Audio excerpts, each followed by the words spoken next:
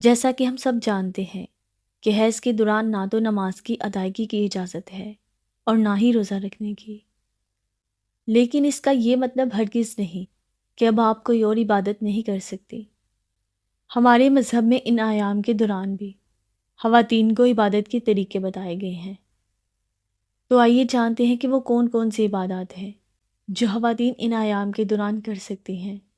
Number 1، ان ایام کے دوران آپ قرآن پاک کی تفسیر سمجھ سکتی ہیں، یعنی قرآن پاک کا ترجمہ اور اس کی تفسیر۔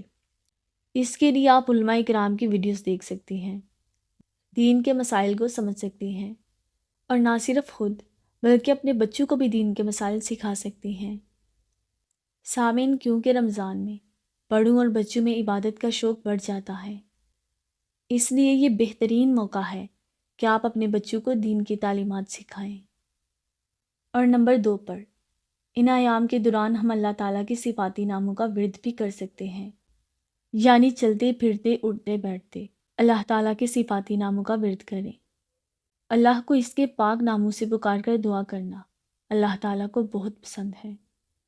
اس کے علاوہ جو دعائیں ہمیں احادیث شریف سے ملتی ہیں، ان کو بھی پڑھا جا سکتا ہے۔ ان میں سے کچھ دعائیں یہ ہیں۔ اس کے علاوہ آپ اللہ اکبر، الحمدللہ، سبحان اللہ کا ذکر بھی کر سکتے ہیں۔ اور اس کے علاوہ قرآن پاک کی جو بھی آیات دعا کی صورت میں ہیں وہ آپ پڑھ سکتی ہیں۔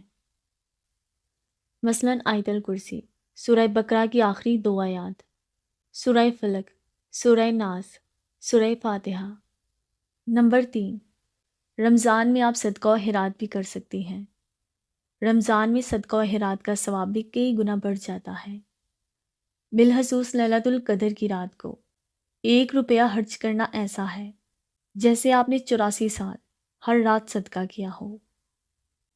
اس کے علاوہ سب سے اہم کام، ان ایام میں آپ خود کو گناہوں سے ایسے ہی بچائیں جیسے آپ روزے کی حالت میں بچاتی ہیں، کیونکہ رمضان میں اگر نیکیوں کا ثواب پہلے سے کہیں گنا زیادہ بڑھ جاتا ہے تو گناہوں کی سزا بھی پہلے سے بڑھ جاتی ہے۔ سامن، رمضان توبہ اور بخشش کا بہترین موقع ہے، اس لیے اس کی ایک ایک گھڑی کو اہم جانتے ہوئے نیک کام کریں اور اپنے پیاروں کی بخشش کے لیے دعا کریں۔ اسی کے ساتھ اجازت چاہتی ہوں۔ اللہ حافظ۔